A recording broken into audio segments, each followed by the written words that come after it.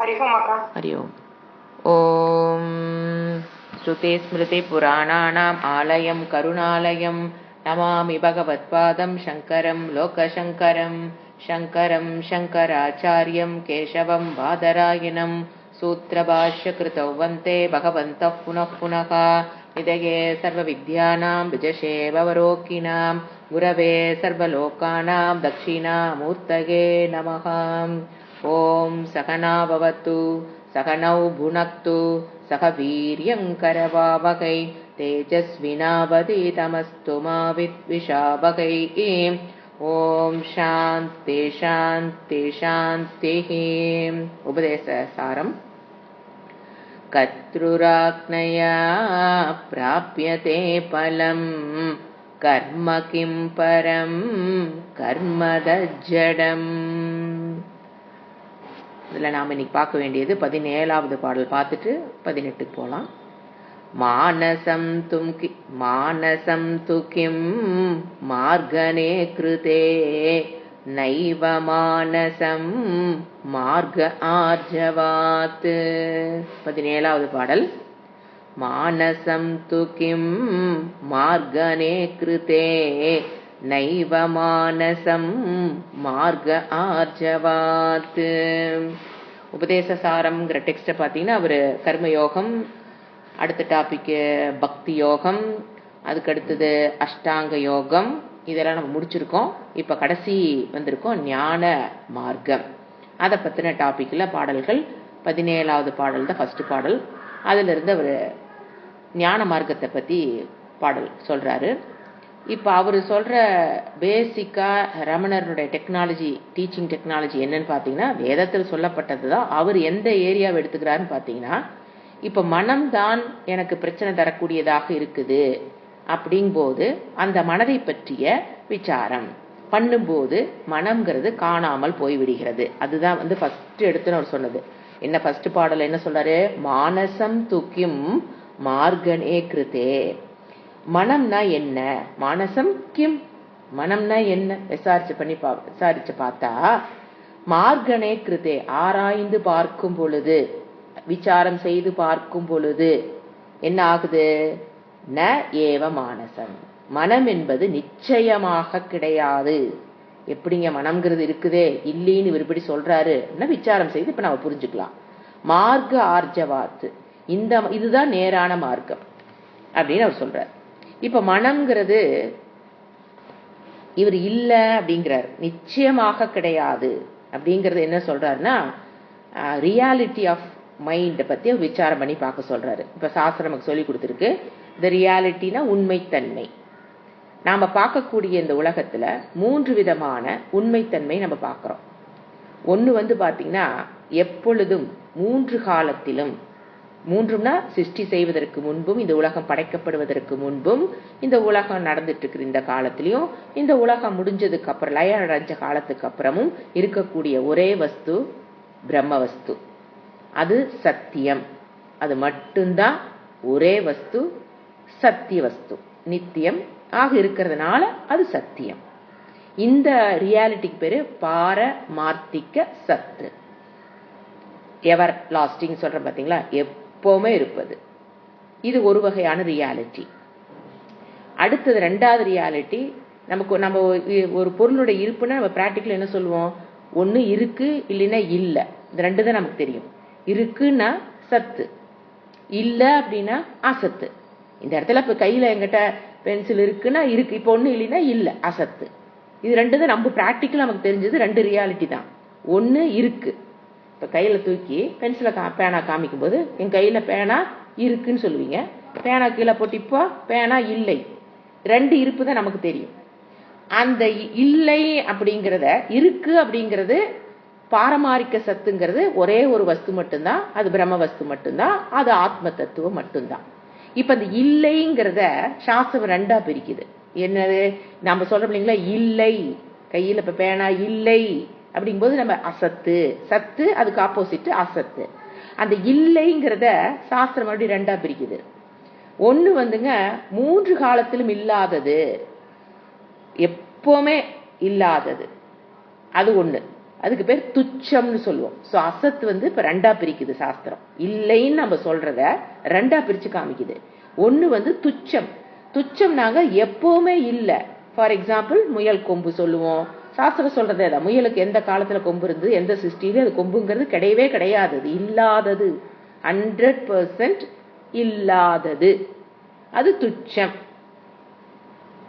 In between that எது எப்பொழுதுமே இருப்பது சத்து, எப்பவுமே இல்லாதது துச்சம். இன் பிட்வீன் தட் இன்னொரு ரியாலிட்டி, உண்மை தன்மை ஒண்ணு இருக்கு. இப்போ அது என்ன உதாரணம் புரிஞ்சுக்கணும்னா ஒரு உதாரணத்தை வச்சு சொல்லும் போது புரிஞ்சுக்கலாம். அதுக்கு பேரு வியாவகாரிக்க சத்து. எது பாரமார்த்திக சத்தும் எப்பவுமே இருக்கிறது, துச்சம்ங்கிறது எப்பவுமே இல்லாதது. இந்த ரெண்டுக்கு இடைப்பட்ட ஒரு ரியாலிட்டி இருக்கு. அந்த ரியாலிட்டிக்கு பேரு வியாவகாரிக்க சத்து. அது பேர் மட்டும் தான் சொல்லியிருக்கேன். இப்ப என்ன நான் விளக்குறேன். வியாவகாரிக்க சத்து. இப்ப அது வியாவகாரிக்க சத்து அப்படின்னா என்னன்னு பாத்தீங்கன்னா ஒரு உதாரணம் சொன்னா ஈஸியா புரியும்.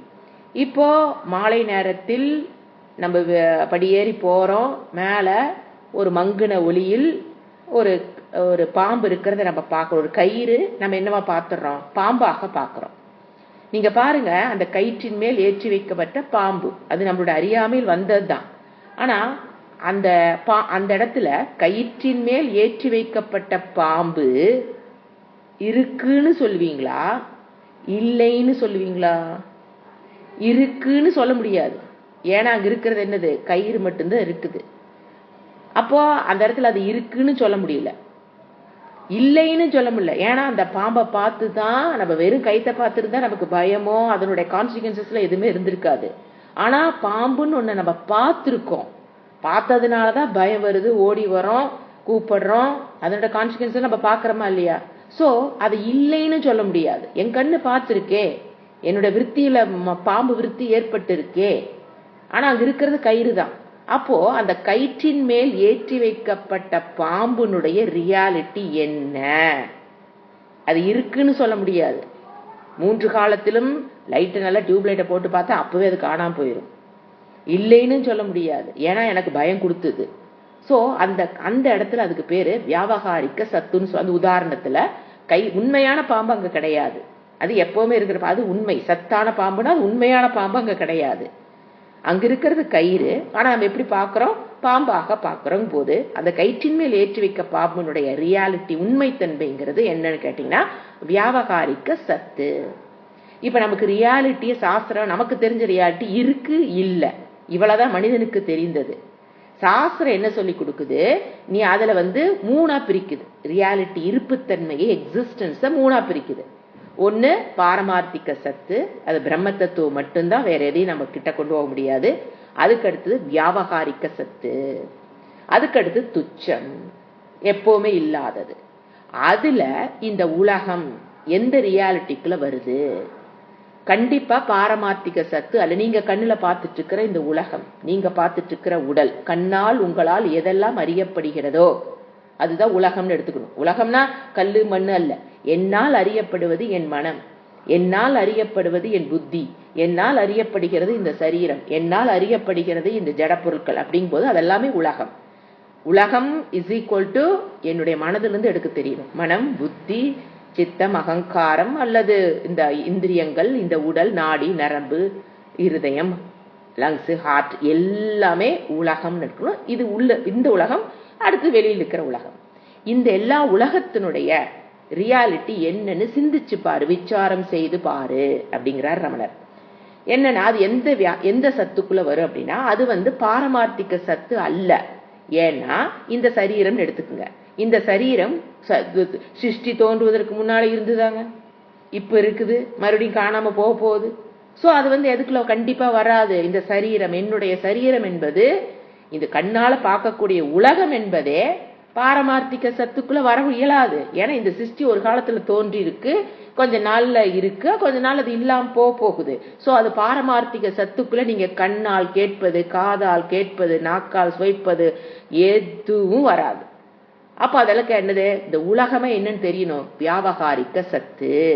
அப்படின்னா இருக்குன்னு சொல்ல முடியாது, இல்லைன்னு சொல்ல முடியாத ஒரு சத்து, அது வியாவகாரிக்க சத்து.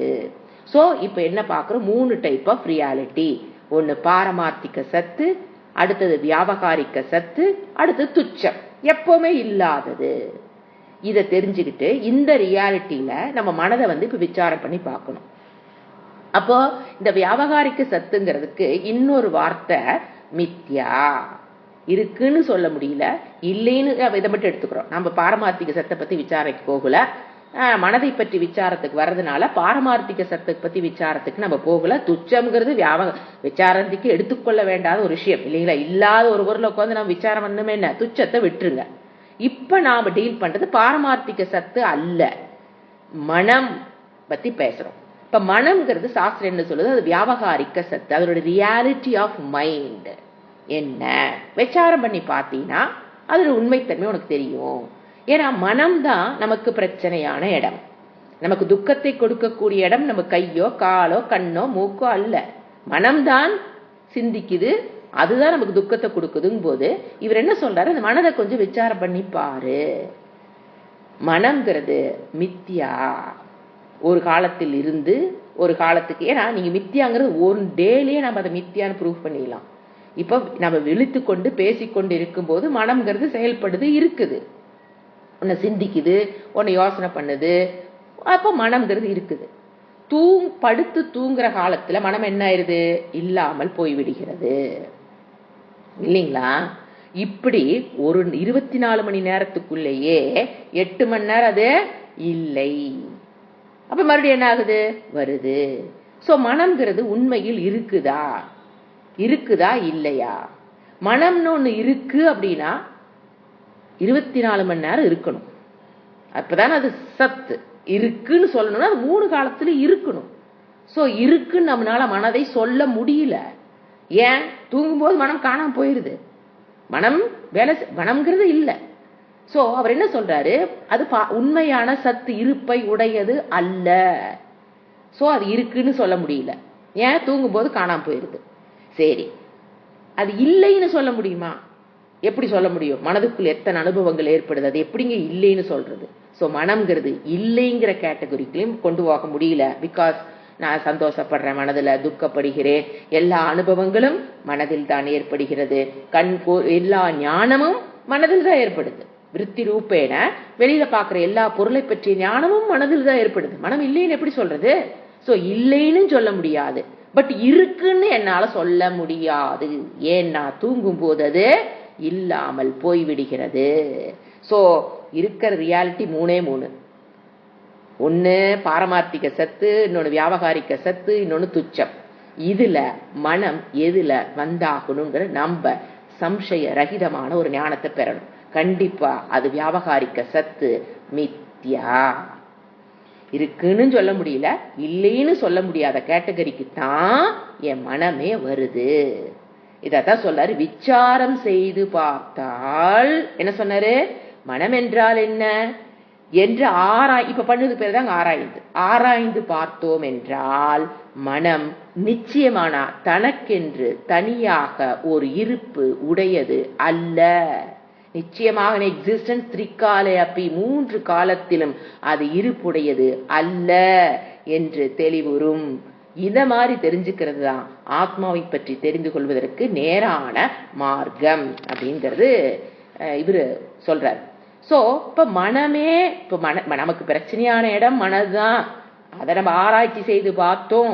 அப்ப மனம்ங்கிறது மறைந்து விடுகிறது, அது இருக்கிற இடமே தெரியாம போயிருது. அப்படிங்கும் போது மனமே மறைஞ்சு விட்டால் அதை அமைதிப்படுத்த தேவையில்லையே. மனமே காணாமல் போய் அமைதிப்படுத்த, அதாவது மறைந்து விட்டால் நம்ம என்ன தேவையில்லை. அதோட பிரச்சனையை நமக்கு என்ன ஆகுது? தீர்க்க நம்ம மனத்தை நம்மளால டேக்கிள் பண்ண முடியலன்னு எத்தனை பேர் கஷ்டப்படுறோம். தூக்க வல்ல, என்னால சகிக்க முடியல, மனசு என்னையே என்னால சகிச்சுக்க முடியலன்னா கைகாலையாங்க சகிச்சுக்க முடியல. they cannot accept their own mind. ஏன் கேட்டீங்கன்னா அதை சத்தியமா நினைச்சுக்கிறாங்க. மனம் என்பது ஒரு மித்யா அப்படின்னு தெரிஞ்சாவே we will be so relaxed. மித்யான என்ன? இப்போ நீங்க கனவுலகத்தில் ஒரு புலியை பாக்குறீங்க, அந்த கனவுல இருக்க வரைக்கும் அது சத்தியமா உங்களுக்கு தோணுது, பயப்படுறீங்க, நடுக்குறீங்க, வேக்குது. ஏசி ரூம்ல படுத்திருந்தாலே வேக்கும். ஏன்னா கனவுல பார்த்த அந்த பயம் புலி ஒரு பயத்தை கொடுத்துருக்கும். அந்த கனவுலகம் முடிஞ்சதுக்கு அப்புறம் எந்திரிக்கும் போது உடனே நமக்கு என்ன தோணுது? கனவா அப்படிங்கிற வார்த்தை என்ன சொல்லுது? பொய், மித்தியா. கனவுலகம் என்பது ஏன் நீங்க அதுக்கு வேல்யூ கொடுக்கல? கனவுலகத்திலிருந்து எந்திரிச்சதுக்கு அப்புறம் கனவுலகத்தில் வந்த புலிக்கு ஏன் நீங்க வேல்யூ கொடுக்கல? என்ன தெரிஞ்சுக்கிட்டீங்க? அது மித்தியா, அது பொய். ஆனா வெறும் தோற்றத்திற்கு அதை எப்படி தெரிஞ்சுக்கிறோம்? நம்ம என்னன்னு புரிஞ்சுக்கிறோம்? ஏன் அது நமக்கு டிஸ்டர்ப் பண்ணல கனவுல வந்த புலின்னு கேட்டா நமக்கு என்ன தெரியுது? அது வெறும் தோற்றத்திற்கு வந்ததா இல்லையா? அனுபவம், தோற்றம் ஏற்பட்டது, தோற்றம் இருந்தது, ஒரு அனுபவம் ஏற்பட்டது, ஒரு எக்ஸ்பீரியன்ஸ், பயம் ஏற்பட்டது. தோற்றத்துக்கு அனுபவத்துக்கு வந்தது புலி. ஆனா அது உண்மை அல்ல, பொய், மித்தியா. ஏன் கனவு காண்பதற்கு முன்பு அந்த புலி இல்ல, தூங்கி அந்த கனவுல இருந்து விழிச்சதுக்கு அப்புறம் அந்த புலி இல்ல. சோ அந்த கனவு காலத்துல மட்டும்தான் அது இருந்திருக்கு. சோ அது என்ன நம்ம கண்டுபிடிச்சிடறோம்? மித்தியா, அது பொய், வெறும் தோற்றத்திற்கும் அனுபவத்துக்கு மட்டும்தான் இருந்த ஒன்று. அப்படிங்கும்போது என்ன பண்ணிடுறோம்? அதனுடைய அந்த புலிக்கு நம்ம வேல்யூ கொடுக்கறதும் இல்லை.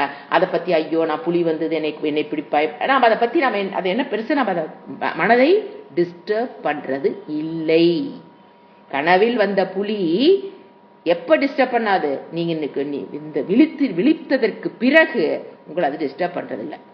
அதை போல மனம் என்பது கனவுலகத்தை போல மித்யா, தனக்கென்று இருப்பு இல்லாதது.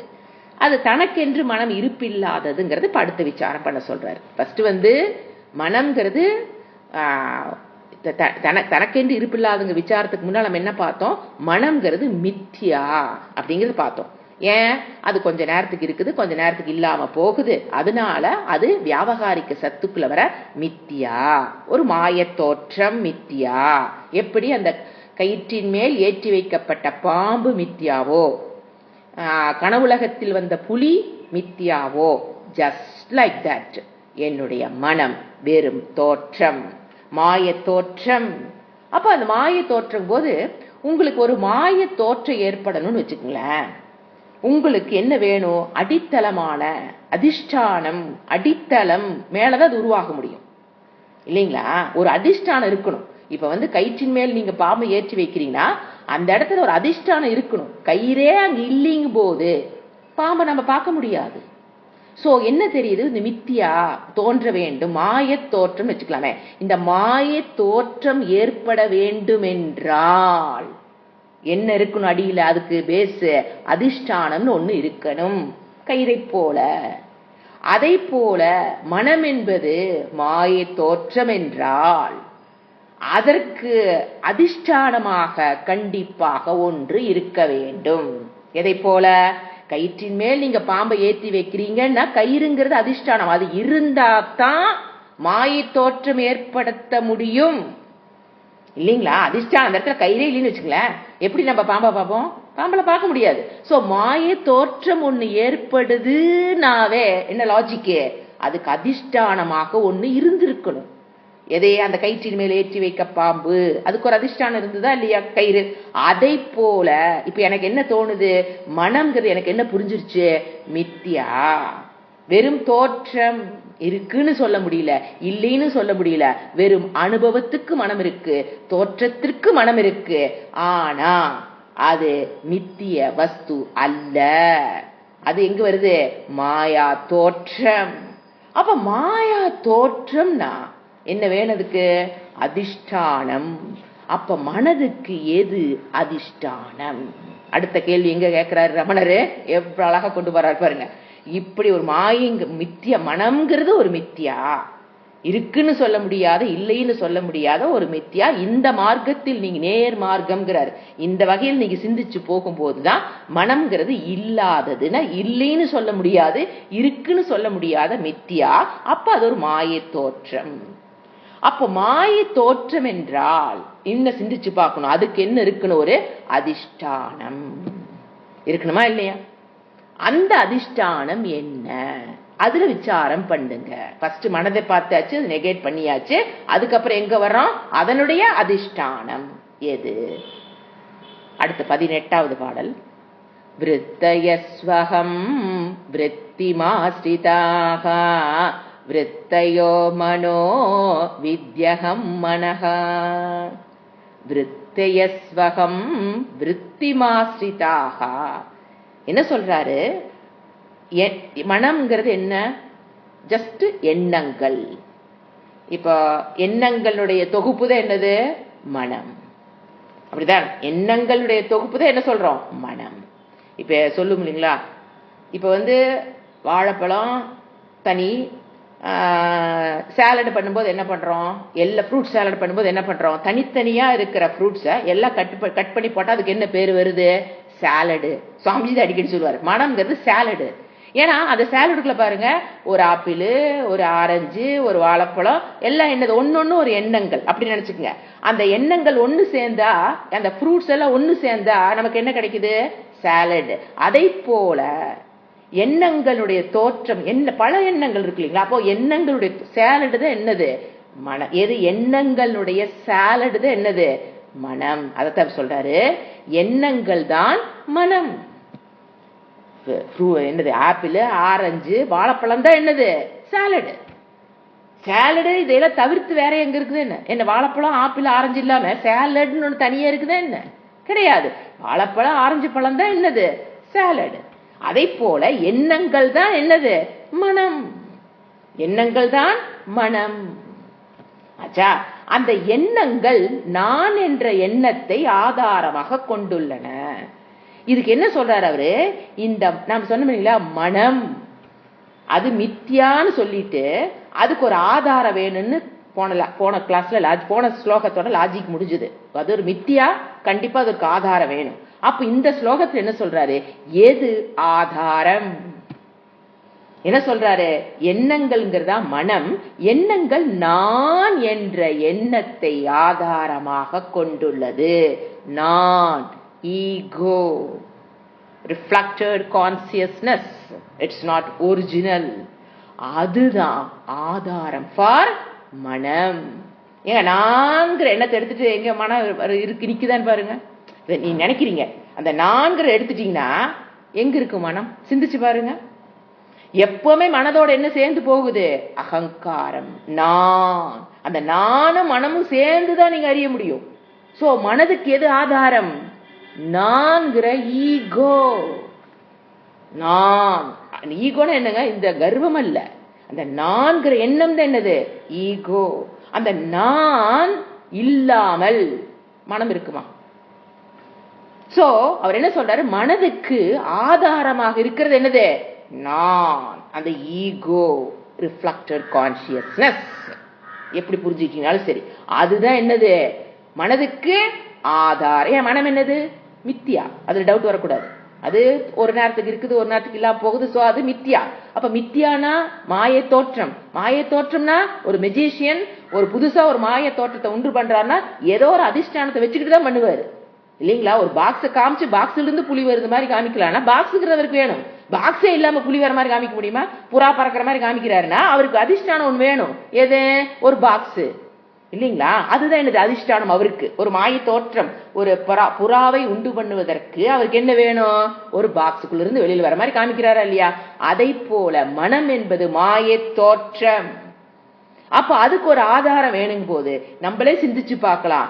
நான்கிற எடுத்துட்டோம்னா அங்க மனம்ங்கிறது இருக்காது. சோ மனதுக்கு என்ன நமக்கு புரியுது? நமக்கு நல்லாவே சிந்திச்சாவே தெரியும். மனதுக்கு எது ஆதாரம்? நான்கிற, அதுவும் என்னதுதான்? ஒரு எண்ணம். தெரியுதுங்களா? அந்த நான்கிறது என்னதான்? ஈகோங்க என்னதுதான்? ஒரு தாட். அந்த தாட்டு தான் மத்த எல்லா தாட்டுக்கும் என்னவா இருக்குது? ஆதாரம். புரிஞ்சுங்க? மத்த எல்லா தாட்டு என்னது? மித்தியா.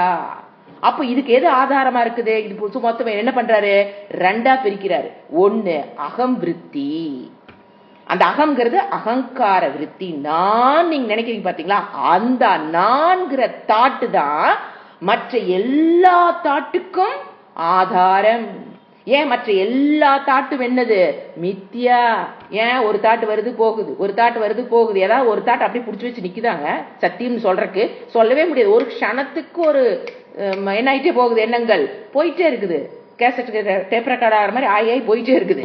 சோ மனம்ங்கிறது என்ன கிடையாது? நிலையானது கிடையாது. அது மித்யா, அது மாயை தோற்றம். அதற்கு ஆதாரம் நான். நான்கிறது எது? நாம சொல்ற அந்த நான்கிற அந்த ஈகோ. சோ நம்ம போன கிளாஸ்ல அதை பத்தி நம்ம டீட்டெயிலா இது இன்ட்ரோடக்ஸ் பண்ணிட்டு தான் நம்ம வந்தோம். போன கிளாஸ்ல நம்ம பார்த்தோம் ஈகோ அப்படிங்கிறது என்ன அப்படின்னு பாத்தீங்கன்னா, அது ஒரு it's not a original, it's looks like original. ஈகோங்கிறது ஒரிஜினல் கான்சியஸ்னஸ் கிடையாது, சத்து சித்து. அது என்னது? It's looks like original. இப்ப கண்ணாடி முன்னால் இருக்கிற நானும் என் கண்ணாடியில் இருக்கிற பிம்பம் ஒன்னு பிம்பம், இன்னொன்னு என்னது? பிரதிபிம்பம். அதை போல பிரதிபிம்பம் தான் நான். புரிஞ்சுங்களா? It is not original, it is not original. பிரதிபிம்பம். என்ன சொல்றாரு? அப்போ அந்த நான்கிற விசாரம் பண்ணி பார்க்கும்போது அவர் என்ன சொன்னார்? ரெண்டா பிரிச்சிட்டார். இப்போ எல்லா எண்ணங்களுக்கும் அந்த ஈகோ, நான், அகம். சமஸ்கிருதம் சொன்னா அகம், இங்கிலீஷ் சொன்னா ஐ, தமிழ்ல சொன்னா நான். வேதாந்த பிரகாரம் அதுக்கு பேர் என்ன? ஆர்சி. அதுதான் மற்ற எல்லாங்களுக்கும் ஆதாரம். எண்ணங்களை ரெண்டா பிரிக்கிறார். ஒன்னு அகம் விருத்தி, நான். மத்தல என்னது? இதம், இது இது இது என்னால் அறியப்படுகிற விருத்தி. சோ விருத்தி தாட்ட ரெண்டு குரூப்பா பிரிக்கிறார். ஒன்னு இந்த எல்லா விருத்திகளும் ஏற்படுவதற்கு ஆதாரமாக இருக்கிற நான்கிற விருத்தி. அதுக்கு அடுத்தது இது இது இதம் விருத்தி பேர். ஒன்னு அகம் விருத்தி, இன்னொன்னு இதம் விருத்தி. புரிஞ்சுங்களா? இந்த பானையை இவர் ஒரு உதாரணம் கொடுக்கிறாரு. இந்த பானையை நான் அறிவேன் அப்படிங்கும் போது அந்த பானை நான் அறிவேன் என்பது அகம் விருத்தி. இந்த பானையை நான் அறிவேன் அப்படி சொல்றமா இல்லையா? அந்த பானைங்கிறது என்னது? இதம் விருத்தி. நான் அறிகிறேன் போது அது என்னது? அகம் விருத்தி. சோ ஒரு விருத்திக்குள்ளேயும் ரெண்டு வருது. ஒன்னு என்ன பொருளை பாக்குறீங்களோ அதனுடைய பிம்பம், அதான் என்ன சொல்றது? ஆக்காரம். இப்ப பானையை பாத்தீங்கன்னா பானை, பென்சிலை பார்த்தா பென்சில், பென். ஆனா இது மாறுகின்ற விருத்தி, மாறுகின்ற அறிவு. அதற்குள் ஒரு மாறாத அறிவு. என்ன விருத்தி? அகம். அகங்காரம் சொன்னாலும் சொல்ல, ஈகோன்னு சொன்னாலும், நான், ஐ, எது சொன்னாலும் அது இந்த மாறாத அகம் விருத்தி. சோ அவர் என்ன சொல்றாரு? இப்படி ரெண்டா பிரிச்சுறாரு. மொத்த மனதில் வர எண்ணங்களை 2 குரூப்ஸ். ஒன்னு நான், எது ஆதாரமா இருக்குதோ அது. மத்ததெல்லாம் என்னென்ன வருதோ அதெல்லாம் இதம் விருத்தி, இது அப்படிங்கிற விருத்தி. ஏன்னா அதெல்லாம் என்னால என்ன அறியப்படுது? இது இதுன்னு அறியப்படுகிறதா? அதனால அதுக்கு பேர் இது இதம் விருத்தி. இன்னொன்னு என்னது? அகம் விருத்தி. ரெண்டா பிரிச்சுக்குங்க. என்ன பண்றாரு? நம்மள மறுபடியும் இன்னும் கொஞ்சம் சிந்திச்சு சொல்றாரு. அதாவது ரெண்டா பிரிச்சுட்டு நான் என்ற எண்ணத்திற்கு பிறகுதான் நாம் அந்த பொருளை அறிகிறோம். ஃபர்ஸ்ட் நமக்கு அந்த பொருளை அறிகிறோங்கிற போது நம்ம இது பிரித்து அறிஞ்சு பாருங்க. நான்கிற எண்ணத்திற்கு பிறகுதான் எது ஏற்படுது? நமக்கு பொருளை பற்றிய அறிவு ஏற்படுகிறது. சோ நான்கிறதா ஆதாரம் ஃபார் அனைத்து விருத்திகளும். இந்த அனைத்து விருத்திகளும் எதை பேஸ் பண்ணி இருக்குது? மித்யா தோற்றத்திற்கு இருக்கிற ஒரு இது.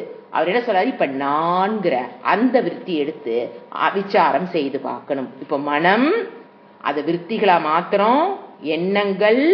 எண்ணங்கள் ரெண்டா பிரிக்கிறோம். அந்த எண்ணங்கள்ல ஒண்ணு அகம் விருத்தி, மத்ததெல்லாம் என்னது? இது பானை, பென்சில்ங்கிறது இது இதுங்கிற விருத்தி. அந்த ரெண்டா பிரிச்சதுல இப்ப நம்ம எங்க வர்றோம்? அகம் விருத்தி, அகங்காரம். இப்போ அந்த அகங்காரம் என்பது எந்த அளவுக்கு என்ன ரியாலிட்டியில வருது? இப்ப எங்க வந்துட்டோம்? அகங்காரம், ஈகோ. What is ego? அந்த அகம் விருத்தி ஒரு விருத்திக்கு வந்துட்டோம். புரிஞ்சுங்களா? இப்ப மனம்ங்கிற ஜென்ரலா எடுத்துட்டு அதை 2 விருத்திகளா பிரிச்சு ஒரு விருத்தியை நெகேட் பண்ணிட்டோம். ஏன்னா அதெல்லாம் இதத்தான் ஆதாரமா வச்சிருக்குது. எது? அகம் விருத்தியை வச்சுதான் இந்த எண்ணங்கள் நமக்கு நான் சுகமாக இருக்கிறேன், நான் துக்கமா இருக்கிறேன், நான் பானை அறிகிறேன், பென்சிலை அறிகிறேன், வாசனை அறிகிறேன் போது எல்லாத்துக்கும் என்ன வருது? நான். சோ அந்த நான் விருத்திக்கு வரோம். எதையெல்லாம் விட்டுறோம்? இதம் தோன்ற எல்லா மனதில் தோன்றுகிற எண்ணங்களையும் விட்டுறதுன்னா பொய்யாக்கிருச்சு. அதெல்லாமே என்னது? மித்தியா. சோ எது சத்தியம்னு நம்ம விசாரணை பண்ணிட்டு வரோம். புரிஞ்சுங்களா? அடுத்தது இப்ப எங்க வந்து நிக்கிறோம்? அகங்காரம். புரிஞ்சுங்களா? அந்த அகங்காரம்ங்கிறது அதை வச்சுதான் நம்ம என்ன சொல்லணும்? நான் குண்டா இருக்கேன், நான் ஒல்லியா இருக்கேன், இதெல்லாம் எதனோட வெளிப்பாடு? அந்த அகங்காரத்துல நம்ம பேசணும். சோ அகங்காரத்தை அடுத்த விசாரம் நம்ம எங்க போறோம்? அகங்காரம். சோ மனதை பற்றிய விசாரம் முடிந்து இப்ப எங்க வர்றோம்? அகங்காரம். நான்கிற ஒரு எண்ணத்தை மட்டும் பிடிச்சிட்டு மத்ததெல்லாம் என்ன விட்டுட்டோம்? நெகேட்டட், எல்லாம் மித்யா. ஏன்னா அது மித்யா. ஏன்? நான்கிற எண்ணத்தை சார்ந்து இருப்பை பெற்றுதான் அது இருக்குதுங்க போது மற்ற எண்ணங்கள் எல்லாம் என்னது? மித்யா. சோ மனமே என்னது? மித்யா. ஆனா இருக்குன்னு சொல்ல முடியாது, இல்லைன்னு சொல்ல முடியாத ஒரு மாயை தோற்றம் தான் மனம். அந்த மாயை தோற்றத்திற்கு ஒரு ஆதாரம் வேணுமே. என்னன்னு பார்த்தா நான். அந்த நான்கிற எண்ணம் தான் ஹோல் மனதுக்கு ஆதாரமா இருக்கிறனால இப்ப எங்க வந்துட்டோம்? நான், ஈகோ. அடுத்த ஸ்லோகம். அகமயம் கிருதோ பவதி சிந்த்வதஹ அகிபதத்யகம் நிஜ விசாரணம். அழகான ஸ்லோகம். என்ன சொல்றாரு? அகமயம் கிருதோ பவதி சின்மதக. அதாவது நான் என்ற இந்த அகங்காரமானது, அயம் அகம், இது நான் அப்படிங்கிற எண்ணமானது குதக எங்கிருந்து தோன்றுது? விசாரம் வந்துட்டோம். எங்கிருந்து தோன்றுது? குதக எங்கிருந்து? பவதி அது எப்படி எங்க தோன்றுது? எங்கு எது? அதனுடைய ஆதாரம் என்ன? அதனுடைய தோன்றுகிற இடமே அது எங்கிருந்து எனக்குள்ள தோணுது என்று ஆராய்பவனுக்கு நீங்க அப்படி ஆராய்ச்சி செய்து பார்த்தீங்கன்னா அந்த நான்கிற எண்ணம் எங்கிருந்து தோன்றுதுன்னு நீங்க ஆராய்ச்சி பண்ணினோம்னா ஐங்கிறாரு. ஐயோ அப்படின்னு என்ன அர்த்தம்? ஐயோ அதுவும் காணா போச்சு சொல்ல பாத்தீங்களா? அது மாதிரி ஐ அப்படின்னா ஐயோ அப்படின்னு தமிழ் சொல்ல பாத்தீங்களா? அதனோட எக்ஸ்பிரஷன் தான் ஐ. என்ன சொல்றது? ஐயோ, ஓ, அகம்பதத்தி அகங்காரமானது வீழ்வுறுகிறது. இதுவே ஆத்ம விசாரம். இது நம்ம விளக்கமா பார்க்கலாம். என்ன சொல்றாரு? மனசுல நினைச்சு பார்த்துட்டு ஐயோ அந்த அகங்காரம்ங்கிறது என்னது? உண்மையானது அல்ல, தனக்கென்று இருப்புடையது அல்ல. அது என்னது? மாயை தோற்றம். மனம்தான் மாயை தோற்றம்னா அந்த அகங்காரம் நான்கிற எண்ணமே என்னங்கிறார்? இப்போ ஒரு மாயை தோற்றம் தான், அது ஒரு எக்ஸ்பிரஷன். ஏன்னா யாருமே நான்கிறது இல்லாமல் போவது யாருமே விரும்ப மாட்டான் இல்லைங்களா? மரணத்தை கண்டு ஏன் நான் பயப்படுறேன்? நான்கிறது அங்க இல்லாம போய்விடுவேன். நான் எப்பவுமே இருக்கணும்னு நினைக்குது ஒவ்வொரு ஜீவராசியும். நான் எப்பவுமே இருக்கணும்னு நினைக்கும். ஒரு சின்ன புழுவாகட்டும் எறும்பாகட்டும் எப்பவுமே நான் இருக்கணும், இறந்து விடக் கூடாது. ஏன்னா நான்கிறது அகங்கார நிலையில் நின்று பார்க்கும்போது நான் எப்பவுமே இருக்குன்னு ஆசைப்படுறோம் எல்லா ஜீவராசிகளும். ஆனா விசாரம் பண்ணி பார்க்கும்போது அதெல்லாம் சொல்றாரு, ஐயோ அகங்காரமும் என்னது? பொய் தோற்றம், காணாமல் போய்விடுகிறது. எப்படி? ஆத்ம அதை விசாரம் செய்து பாருங்க.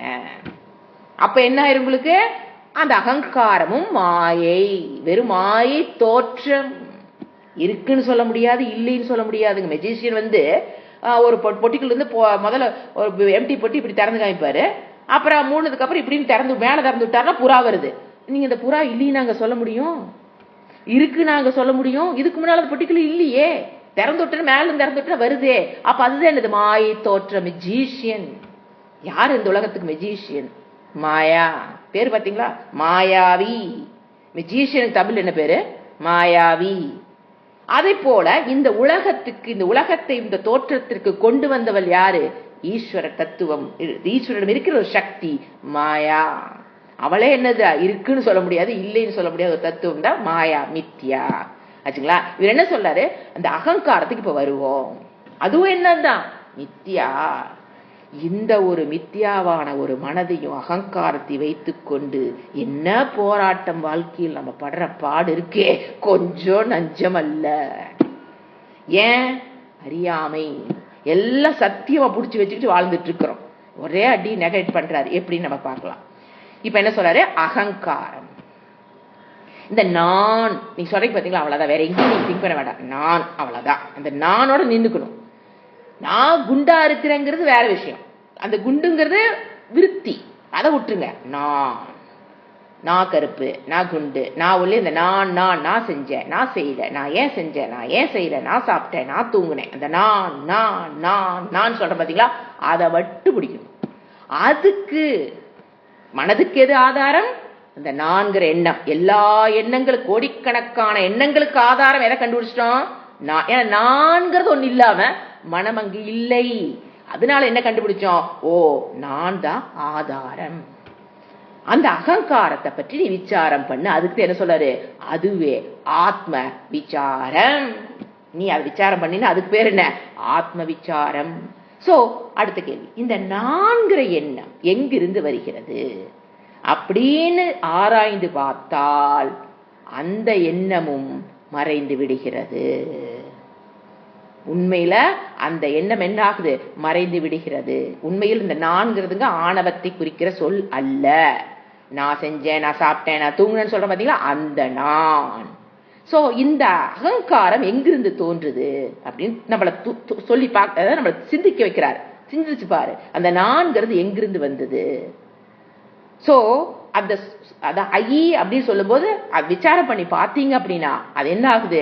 அது நம்ம அது இல்லாமல் ஆக்கப்படுகிறது. இந்த மாதிரி ஆத்ம விசாரம் பண்றது ரொம்ப எளிது. இந்த அகங்காரம் அழிவது தான் என்ன சொல்லுவோம்? மனோநாசம் சொல்லுவோம் சில இடத்துல. இது என்ன சொல்லுவோம்? மனோநாசம். ஆனா ஒவ்வொரு மனிதனும் பாத்தீங்கன்னா அகங்கார நாசம், நான்கிறதாங்க அகங்காரம், அது நாசம்ங்கிறது மனோநாசம் சொல்லுவோம். இப்போ எதையோ ஒன்னு அடையணும்னு தான் விரும்புறாங்க. சில பேர் அழகா இருக்கணும், சில பேர் நல்லவங்களா இருக்கணும், சில பேர் விவேகம் உள்ளவங்களா இருக்கணும், சில பேர் ஒல்லியா இருக்கு, நான் பணக்காரனா இருக்கேன், நான் பணக்காரன் ஆகணும், நான் மந்திரி ஆகணும், மினிஸ்டர் ஆகணும், கோடி கோடியா நான் சம்பாதிக்கணும், நான் அங்கே எல்லாம் போகணும். இப்படியே அந்த அகங்காரம் என்ற உணர்வு வெளிப்பட்டு கொண்டு இருக்கிறது. அந்த அகங்காரம் அழிவது என்பதை நாம் எப்படி புரிஞ்சுக்கணும்?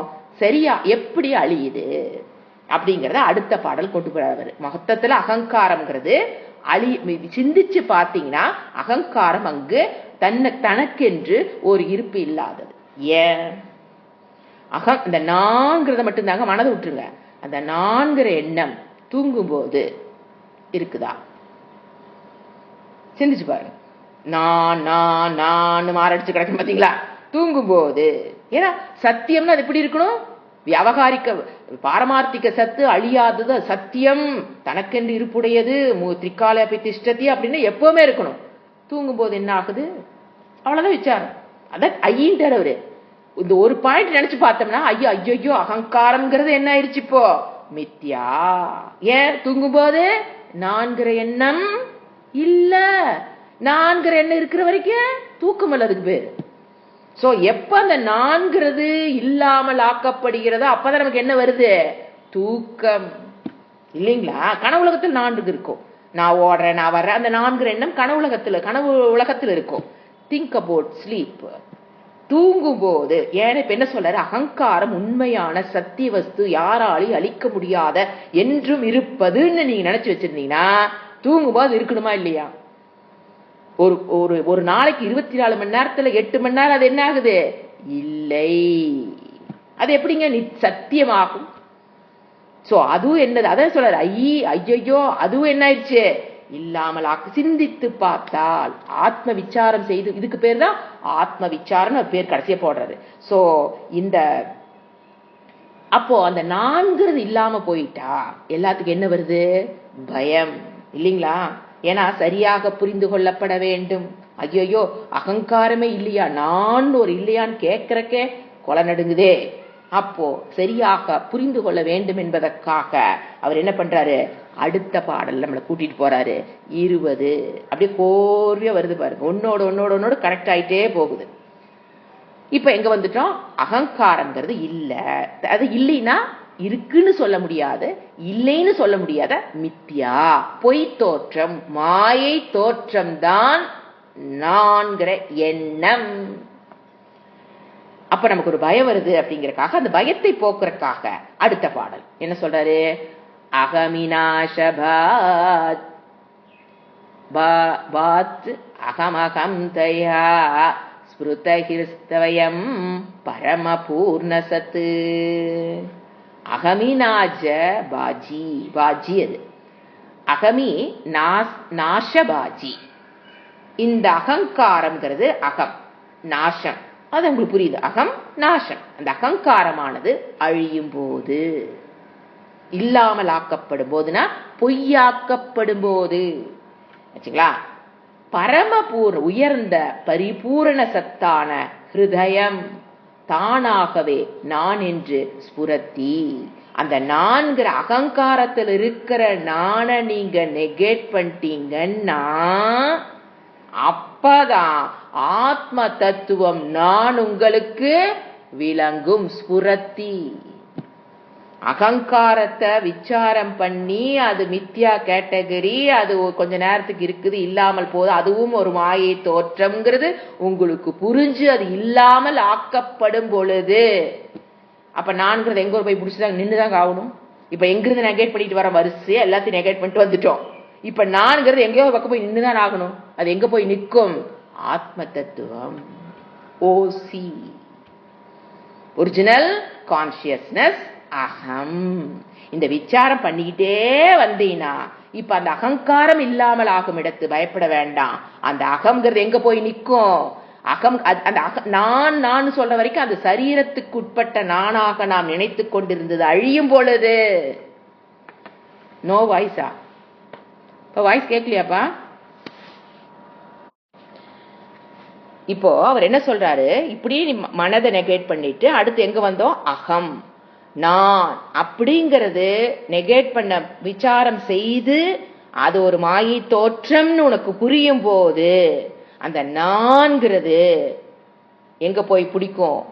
அந்த ஆத்ம தத்துவம் உங்களுக்கு அப்ப விளங்க. மீனிங் படிக்கிற பாருங்க. இந்த அகங்காரம் அழியும் பொழுது, அழியிறது நாங்க என்ன சொல்றது, பொய்யாக்குதல் எடுத்துக்கணும். அழிக்கிறதுனா நாசம் இல்லை, கொள்ளை எல்லாம் இல்லைங்க, நாசம். புரிஞ்சுங்களா? இந்த அகங்காரம் அழியும் இடத்து நீங்க அது பொய்ன்னு நெகேட் பண்ணிட்டீங்க, வெறும் மாயை தோற்றம் அப்படி புரிஞ்சுக்க ஈஸியா இருக்கும். நான்கிறது என்னது? மாயை தோற்றம், மாயாவினால் உண்டு பண்ணின ஒரு மாயை தோற்றம் அப்படின்னு புரிஞ்சிருச்சுன்னா நீங்க எங்க போய் நிப்பீங்க? பரிசுத்தமான சத்தான சத்து சித்தான ஆத்மா தானாகவே நான் என்று அங்கு ஒளிர்கிறது. கண்டிப்பா அகங்காரம் அழியும் போது நமக்கு என்ன புரிஞ்சிடும்? ஆத்ம தத்துவம். ரெண்டும் வயசு வருஷம் வச்சுக்கலாம். மனம்ங்கிறது நான்கிற அந்த அகங்காரம் அழியும் பொழுதுதான் ஆத்ம தத்துவம் விளங்கும். என்ன சொல்றது? நான் என்று அங்கு ஒளிர்கிறது. அப்ப எங்க இந்த சரீரத்துக்குள் நான்கிறத நம்ம புரிஞ்சுக்கிறோம். புரிஞ்சுங்களா? அடுத்து எங்க கூட்டிட்டு போறாரு? அடுத்தது இந்த இது தனியில இருக்கிற நான், இதை மட்டும் நெகேட் பண்ணிட்டோம்னா நமக்குள்ள என்ன இருக்கும்? சுயநலம், நான், இந்த சரீரம் மற்றதுல இருந்து வேறுபட்டது, இதுல நிக்க கூடாது. உடனே அடுத்த ஸ்லோகத்துக்கு போயிடணும். சோ என்ன சொல்றாரு இந்த ஸ்லோகத்துல? நான் என்பது ஆத்மா. இந்த அகங்காரத்தை நீங்க நெகேட் பண்ணிட்டீங்கன்னா அந்த நான் என்பது எது மிளிரும்? ஆத்ம தத்துவம் என்ன வெளிரும்? நான். அது சத்தியம். புரிஞ்சுங்களா? சோ அந்த ஆத்மா சுத்த சைத்தன்ய நித்திய சுத்த புத்த ஆத்மா தானாக ஒளிர்கிறது. நீங்க ஒண்ணும் பண்ண வேண்டாம். ஏன்? அந்த நித்திய சுத்த புத்த ஆத்ம தத்துவத்தை எப்படி சூரியனை மேகம் மறைப்பதை போல் மாயை தோற்றம் நான்கிற அந்த எண்ணம் அகங்காரம் என்ன பண்ணிருச்சு? மறைச்சிருச்சு. அப்ப அந்த மேகம் விலகும் போது சூரியனுக்கு நீங்க டார்ச் லைட் அடிச்சாங்க பார்க்கணும் தேவையில்லை. ஏன்? ஸ்வப்பிரகாசக, அது நான்கிறது உங்களுக்கு தெரியும். அதுதான் நான் என்பது நமக்கு அப்ப அறியப்படும். சோ அந்த மேகம், அடிக்கடி சுவாமி சொல்றது, அந்த மேகம்ங்கிறது நமக்கு தெரியறக்கு என்ன வேணும்? சூரிய பிரகாசம். அது மாதிரி அகங்காரம்ங்கிறது ஒரு மாயை தோற்றத்து வெளிப்பாட்டுக்கே யார் ஆதாரம்? ஆத்ம தத்துவம். சோ அந்த மேகம் விலகும் போது, அகங்காரம் விலகும் போது நீங்க நான்கிறது அறியறக்கு எங்கேயும் போக வேண்டாம். அதுக்கப்புறம் நீங்க ஒண்ணு விசாரமே தேவையில்லை. Negation is enough. Negation is ultimate விசாரம். நெகேஷன் ஆஃப் அகங்காரம் அது பண்ணிட்டீங்கன்னா கண்டிப்பா அந்த நான்கிறது மிளிரும். ஆத்ம தத்துவம் உங்களுக்கு அங்க மிளிரும். ஏன்னா அது சூரியனை போல் பிரகாசம், ஸ்வப்பிரகாசம். அதை அறிவதற்கு இன்னொரு ஒளி தேவையில்லை. சரிங்களா? இப்ப அதுக்கு ஒரு உதாரணம் கொடுக்கிறாரு. இப்போ ஒரு நடிகன் இன்னொரு வேஷம் போட்டு டிராமால நடிச்சிட்டு இருக்காரு. ஒரு பிச்சைக்காரன் BMW கார்ல வராரு நடிகன். ஏன்னா அவங்க எல்லாம் பெரிய பெரிய வசதியா இருக்காங்களே. வந்து ஒரு டிராமால நடிக்கிறார். எப்படி நடிக்கிறாருன்னு பாருங்க. ஒரு பிச்சைக்காரனா நடிக்கிறார். அந்த பிச்சைக்காரனா நடிச்சதுக்கு அப்புறம் அவர் உண்மைக்கு வர்றக்கு பயப்படுவார என்ன? பிச்சைக்காரனா நடிச்சிட்டாருங்க. திருப்பி அவர் என்ன போடணும்? நல்ல காஸ்ட்லியான பேண்ட், ஷர்ட், வாட்ச், காஸ்ட்லியான வாட்ச் அதெல்லாம் போடுவதற்கு பயப்படுவாரா? யோசனை பாருங்க. சந்தோஷமா போட்டு போவார் இல்லைங்களா? அதை போல் அந்த பிச்சைக்கார வேடங்கிறத அகம், நான்கிற அகங்காரம். அதை நீங்க களையும் போது, களைஞ்சிட்டு நீங்க இங்க வரும்போது பயப்பட தேவையில்லை. ஒரு நடிகன் தன்னுடைய பிச்சைக்கார வேடத்தை களைந்து ஒரிஜினலுக்கு வரும்போது எவ்வளவு ஒரு ஆனந்தம். அப்பா வீட்டுக்கு போலாம், சந்தோஷமா தான் கிளம்புவாரு. அப்பா டிராமா முடிஞ்சது, வீட்டுக்கு போலாம், சாப்பிடலாம், தூங்கலாம், எதையோ ஒண்ணு. ஏன்னா அது ஹோம், வீட்டுக்கு போகணுங்கிற ஒரு எண்ணம். எவ்வளவு குசியா வருவாரு. அதுதான் ஏற்படும் எப்போ நீங்க அந்த அகங்காரத்தோட. ஏன்னா எல்லாரும் பயப்படுறது நான்கிறது இல்லாம போயிட்டா நான் என்ன பண்ணட்டும் அப்படின்னா, அந்த நடிகன் ஐயோ பிச்சைக்கார வேஷத்துல நான் இருந்துக்கிறேன், நான் இதையெல்லாம் களைய மாட்டேன், எனக்கு பயமா இருக்கு, நான் அந்த பேண்ட் ஷர்ட்ல நான் போட மாட்டேன்னு சொல்லுவாரா என்ன? அதே சைக்காலஜி தான். ஏன்னா இதையெல்லாம் கழட்டி போட்டுட்டு எப்ப ஒரு போட்டுட்டு அவர் போறாரோ அதை போல் நம்ம பயப்பட அவசியம் இல்லை. சோ அவர் தன்னுடைய வேடத்தை மாற்றுவதற்கு எப்படி தயங்குவதும் இல்லை, பயப்படுவதும் இல்லையோ அதை போல் இப்ப நாம போட்டுட்டு இருக்கிற வேஷம் பிச்சைக்கார வேஷம். புரியுதுங்களா? உண்மையில நம்ம ஓட்டு இருக்கிறது அத பிச்சைக்கார சொன்ன பிச்சைக்கார வேடம். அதை களைவதற்கு யாராவது, ஏன்னா அந்த அதாவது பெரிய ராஜாவா, அது கதை சொல்லுவார் ஒருத்தர். பெரிய ராஜா அவரு ஒரு அட்டாக் மீன்ஸ் எனிமிகள் அட்டாக் பண்ணி அவர் போய் ஒளிஞ்சிருவார். நாட்டை அவங்க காப்பாத்திடுவாங்க. எதிரி நாட்டை காப்பாத்திடுவான். இவர் தன் உயிரை காப்பாத்துறதுக்காக காட்டுக்குள்ள ஓடிடுவார். காட்டுக்குள்ள போனா அப்புறம் துணி ஏது, உணவு ஏது, படாத பாடுபடுவார். பிச்சைக்காரன் அவர் தன்னை அடுத்த நாட்டுல போய் பிச்சை எடுத்து அவர் சாப்பிட்டுட்டு இருப்பார். அந்த காலத்துல பிச்சை கிடையாது. நீங்க பசிக்குதுன்னா யார் வீட்டுல வேணும் சாப்பாடு கிடைக்கும், அந்த மாதிரிதான் உணவு. ஏன்னா கையில ஒண்ணும் கிடையாது. அரசன்கிற மேல அவருடைய உடல் எல்லாமே மாறி போச்சு. மாறி போய் அவரை பிச்சை எடுத்து சாப்பிட்டுட்டு இருக்காரு ஆச்சுங்களா. இப்போ அவங்க பையன் அங்க பையன் கொஞ்சம் பெருசாகி அவன் அந்த உண்மை அந்த அரசனோட, அந்த பிச்சைக்காரா இருக்கிற அந்த அரசனுடைய பையன் அங்க உயிரோடு இருந்திருப்பான். இருந்து அவன் நாட்டை பகைவரிடமிருந்து மீட்டு ராஜா ஆயிடுவான். ராஜா ஆனதுக்கு அப்புறம் இவரு திருப்பி எங்க போறாரு? இதுதான் நம்மளுடைய வாழ்க்கையில் நடக்கிறது.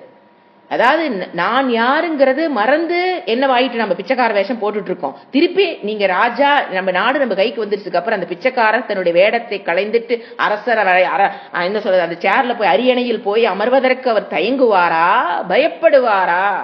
யோசனை பாருங்க. பையன் கூப்பிடுறாப்பா, கண்டுபிடிச்சு இங்க வாங்கப்பா, நம்ம நாடு போயிட்டு இருக்கு வாங்கப்பான்னு போடும்போது அந்த பிச்சைக்கார வேடத்திலிருந்து வெளிவருவதற்கு தயக்கமோ பயமோ எப்படி அந்த அரசன் படமாட்டாரோ?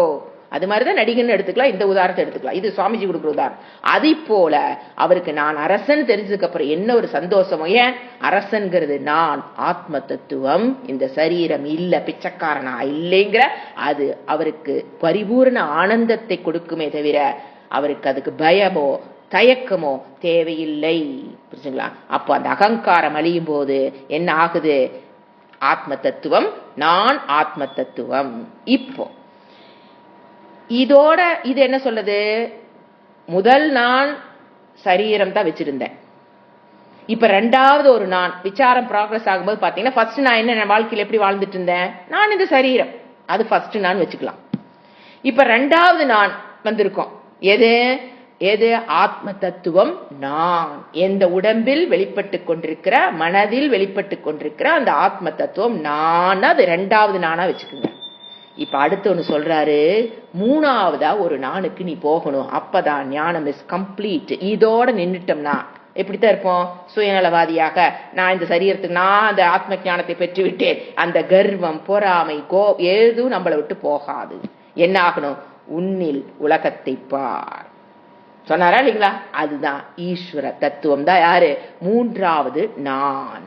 அங்க போய் நாம இந்த நான்கிறது ஃபர்ஸ்ட் இந்த அகங்காரத்தை விட்டுட்டு போற நான்கிறது இந்த சரீரத்தில் இருக்கிற ஆர்சி விட்டுட்டு நம்ம எங்க போறோம்? ஒரிஜினல் தெரிஞ்சுக்கிறோம். அதுக்கு அடுத்தது ஈஸ்வர தத்துவத்தை புரிந்து கொண்டு அங்க போய் அமரும் போதுதான் அதுதான் என்னது? மூன்றாவது நான் அப்படிங்கிறது ரமணர் கூட்டிட்டு போற பாதை. மூன்றாவது நான் தான் ஈஸ்வரன், மொத்தமான முழுமையான ஈஸ்வரனுடன் ஒன்றுதல். புரிஞ்சுங்களா? ஃபர்ஸ்ட் நான்கிறது எங்க போய் ஒன்றுச்சு? சரீரத்துல போய் ஒன்றுச்சு. ரெண்டாவது மனதை நெகேட் பண்ணி அகங்காரத்துல போய் நான் ஒன்றுச்சு. அந்த நான்கிறது ஆத்ம தத்துவத்தில் போய் ஒன்றிச்சு. அதுக்கப்புறம் என்ன பண்ணணுங்கிற ரமணர், அதோட விட்டுட்டு கிளாஸ் விட்டு போயிடாத, ஈஸ்வர தத்துவம் நான்கிறது உனக்கு புரியும். அடுத்த நான் டோட்டல் நான். அதோடு போய் என்ன ஆகணும்? அந்த நான் ஐக்கியமாகணும், ஒன்றாக வேண்டும். அது அடுத்த பாடல். இதமகம் பதாபிக்யமன்வகம் அகமிலீனகேப்ய லய சத்தயா. இதம் இந்த அகம் பத அபிக்கியம் நான் என்று அழைக்கப்படும் அன்பகம் அகங்காரமான நான் அழிந்த பிறகு, இந்த நான்கிற அகங்காரம் அழியிறது நாங்க பொய்யாக்கப்பட்டதற்கு பிறகு, அது ஒரு மாயை தோற்றம் என்பது உங்களுக்கு நன்கு தெரிந்ததற்கு பிறகுன்னு அர்த்தம். புரிஞ்சுக்க? அழியறத நாசம் பண்றது இல்ல, அதுலதான் பயம் வர்றது எல்லாத்துக்கும். அது ஒரு பொய் மாயை தோற்றம்னு பண்ணினதுக்கு அப்புறம் சமஷ்டி அகங்காரம் அழியும். சமஷ்டி அகங்காரம் நாங்க நான் இங்க சொல்லிட்டு இருக்கிற நான் நாம என்ன நினைக்கிறோம்? இப்ப ஒருத்தர் வராங்க, அவங்க சொல்ற நான் என்னது? வேற வேற. அந்த சமஷ்டி எல்லா ஜீவராசிகளிடம் என்ன ஒண்ணு இருக்கு? நான் எல்லாத்துடைய நான்கிறதுடைய அகங்காரமும் என்ன பண்ணிரும்? அழியும். புரிஞ்சுங்களா? அவங்களுக்கு மற்ற உடல்களில் வெளிப்பட்டு கொண்டிருக்கிற அகங்காரத்தை நாம் என்ன பண்ணிடுவோம்? நல்லிஃபை பண்ணிடுவோம். ஃபர்ஸ்ட் என்னுடைய அகங்காரத்தை நான் நல்லிஃபை பண்ணும் போதுதான் மற்ற சரீரத்தில் அவங்கவுங்க அந்த அகங்காரத்தின்ட்டு அகம் அகம் அகம் சொல்றாங்க பாத்தீங்களா? அவங்கள விட்டுருங்க. என்ன யார் இந்த அகங்காரத்தை இல்லாமல் ஆக்குகிறார்களோ அந்த ஆத்ம தத்துவத்தில் போய் நிற்கும் பொழுது மற்ற எல்லா அகங்காரங்களும் சமஷ்டி அகங்காரமும் இல்லாமல் ஆக்கப்பட்டு விடுகிறது. சமஷ்டி அகங்காரம் அப்படின்னா ஒரு பூனை நான் நினைச்சுக்கோம். நம்ம வீட்டுல இருக்க மெம்பர்ஸ் எல்லாம் அவங்கவுங்க என்ன பண்றாங்க? நான் தானே வாழ்றாங்க. எது அவங்களுக்குள்ள என்னது? அந்த அகங்காரத்தை தான் நான் எல்லா டோட்டல் ஃபர்ஸ்ட் இண்டிவிஜுவல் அகங்காரம் நெகேட் பண்ணிட்டோம்னா எங்க போய் நிப்போம்? ஆத்ம தத்துவ சத்து சித்த ஆத்மால போய் நம்ம நிக்கிறோம்னு வச்சுக்கோங்க. அங்க போய் நிற்கும் போது இண்டிவிஜுவல் அகங்காரம் நெகேட் பண்ணப்படும் பொழுதே டோட்டல் அகங்காரம் இல்லாமல் ஆக்கப்பட்ட பொய்யாக்கப்பட்டு விடுகிறது. It's a great step, very great step, very சூக்ஷ்மமான ஸ்டெப். சொல்லும் போது உங்களுக்கு புரியாமல் இருக்கலாம். அத அந்த ஸ்டேஜுக்கு வந்தாதான் உங்களால சொல்லவே முடியும்.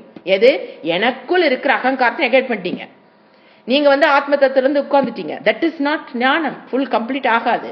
நீங்க இப்படி பண்ணும்போது என்ன நடக்கும்? எல்லா சரீரத்திலும் இருக்கிற சமஷ்டி அகங்காரம் அவங்கவுங்களுக்கு இருக்குங்க. நான் என்ன பண்ணிட்டேன்? நெகேட் பண்ணிடுவேன். அகங்காரமே டோட்டல் அகங்காரம், சமஷ்டின்னு பேரு. அகங்காரம் அழியும், இல்லாமல் ஆக்கப்படும், பொய்யாக்கி விடுவோம். நாம பொய்யாக்கிடுவோம், அவங்கவுங்க அதுல வாழ்ந்துட்டு இருக்கட்டும்.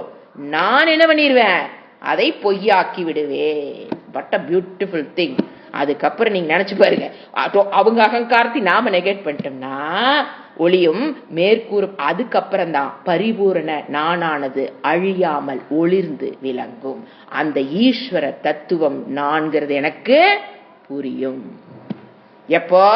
சமஷ்டி அகங்காரத்தை நீங்க நெகேட் பண்ணும்போது இங்க இருப்பது அனைத்தும் ஈஸ்வரனை தவிர்த்த என்னை தவிர்த்து வேறல்ல. அபரிபூரணம், குறை ஒன்றும் இல்லாத பூரண ஞானம்.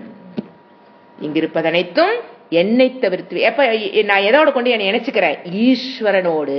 ஏன்னா அவரு தானே டோட்டல் நான். எல்லா டோட்டல் அகங்காரத்துக்கும் யாரு அதிஷ்டானம்?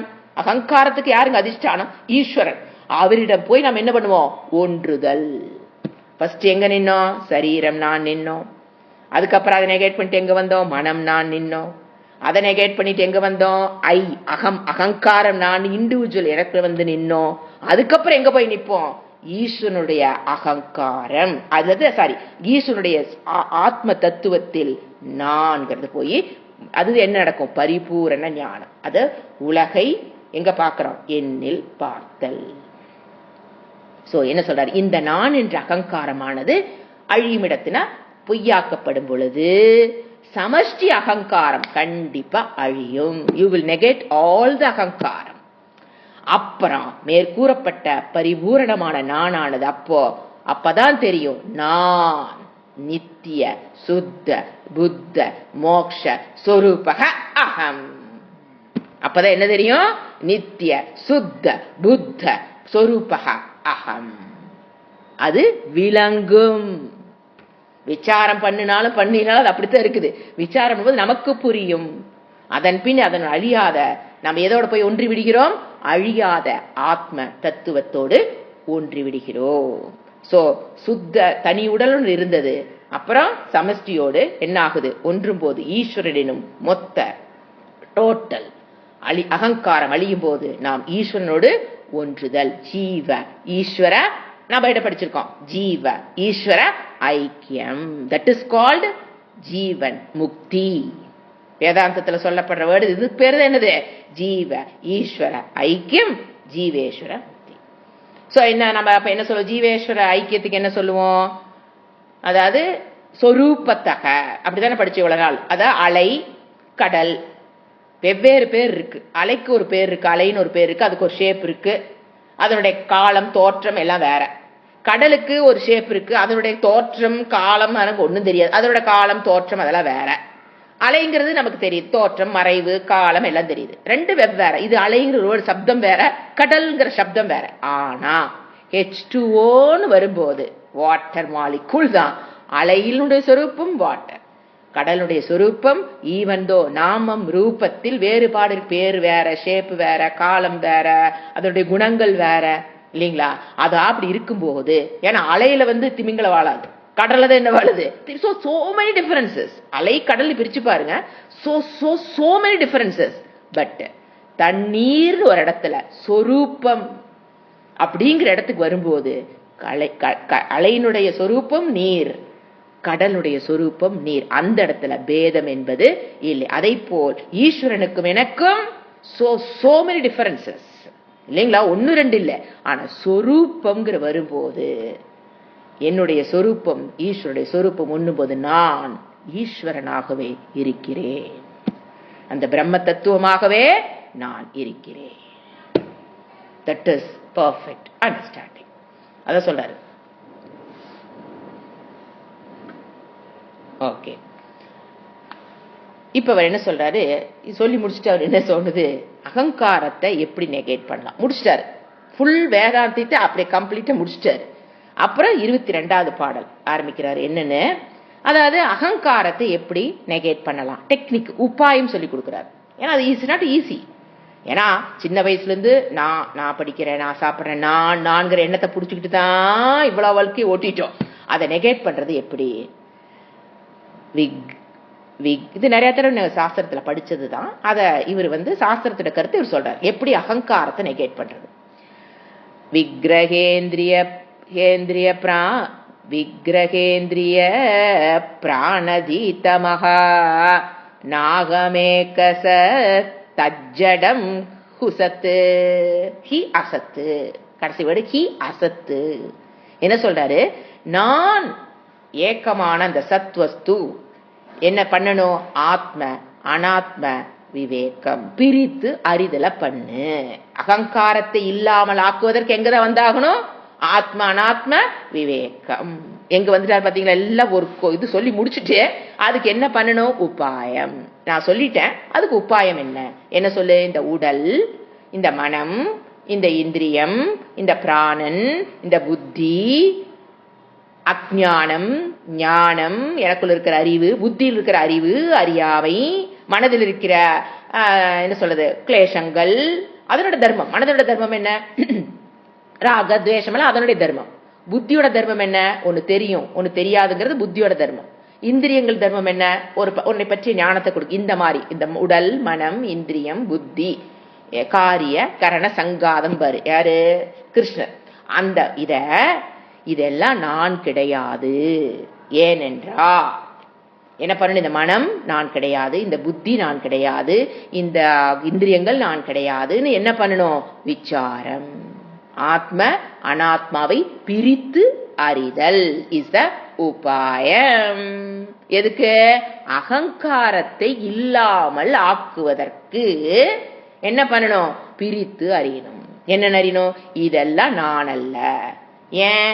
என்னுடைய மனம் நான் அல்ல, அது ஜடம். அடுத்தது மாயா தோற்றம். 2 பாயிண்ட் தான் சொல்றாரு. ஒண்ணு மனம் நான் அல்ல, ஒண்ணு மட்டும் எடுத்துக்க. மனம் இந்திரியம் ஒன்னோட நெகேட் பண்ண சொல்றாரு. நான் மனதை மட்டும் இவ்வளவு நேரம் விசாரம் பண்றதுனால நான் மனதை மட்டும் எடுத்துக்கிட்டேன். இப்ப மனம் நான் அல்ல, ஏன்? அது ஜடம். 2வது மாயா தோற்றம் இல்லைங்களா? அது எப்படி நானாக முடியும்? நான் என்னது? சத்தியம். அப்போ அதைத்தான் சொல்றாரு. நான் ஏக்கமான சத்வஸ்து, இந்த உடல், இந்திரியம், பிராணன், புத்தி, அஜ்ஞானம் இவையெல்லாம் நான் கிடையாது. ஏனென்றால் 2 பாயிண்ட். ஒண்ணு அதெல்லாம் ஜடம். இது நாம் நிறைய தடவை பார்த்திருக்கோம். எப்படிங்க மனம் ஜடம்ங்கிறீங்கன்னா என்ன பண்ணணும்? சிருஷ்டி கிரமத்துக்கு போகணும். அப்பதான் தெரியும் இந்த உடல் எப்படி ஃபுல் உடல், மனம், இந்திரியம், புத்தி எல்லாம் ஜடம்ங்கிறது எப்ப புரியும்? சிருஷ்டி கிரமம் படிச்சா புரியும். எப்படி? 5 ஸ்தூல பூதங்கள், 5 சூக்ஷ்ம பூதங்கள், அந்த சூக்ஷ்ம பூதத்திலிருந்து வந்ததுதான் மனம். அதாவது எப்படி? 5 ஆகாசம், வாயு, அக்னி, ஆபக, பிருத்திவி 5 சூக்ஷ்ம பூதங்களுடைய சாத்விக அம்சத்திலிருந்து தோன்றியது மனம். மனம் என்னது? ஜடம். 5 பூதங்கள் என்னது? ஜடம். அதிலிருந்து தோன்றது என்னது? ஜடம். சோ அப்படி அடுத்து என்ன சொல்றாரு? மாயா தோற்றம். அதைத்தான் இவ்வளவு நேரம் பண்ணி காமிச்சார் அவரு. அவர் ஜடத்தை தொடல. ஜடத்தை நாம படிச்சிருந்து வச்சு ரெஃபர் பண்ணிக்கிறோம். எப்படி மனம் ஜடம்ங்கிறது நம்ம சிருஷ்டி பிரகரணத்தை வச்சுதான் நீங்க மனம் ஜடம் ப்ரூவ் பண்ண முடியும். You can logically you can understand. Proof we can logically understand. மனசுல என்ன சொல்றது? Without doubt we can understand mind is ஜடம். ஆனா மாயா தோற்றம்ங்கிறது இவர் இவ்வளவுதான் சொல்லி கொடுத்தாரு பாத்தீங்களா? அதனால அவர் என்ன சொல்றாரு? எல்லாமே மனம் மட்டும் இல்ல, இந்திரியம், உடல் எல்லாமே என்னது? ஜடம். அடுத்தது மாயா தோற்றம் அப்படிங்கறது நீ புரிஞ்சுக்கணும். இதை நம்ம என்ன பண்ணலாம்? அடுத்த கிளாஸ்ல இன்னும் கொஞ்சம் பார்த்துட்டு அடுத்தது போகலாம். ஓம் சாந்தி சாந்தி சாந்தி.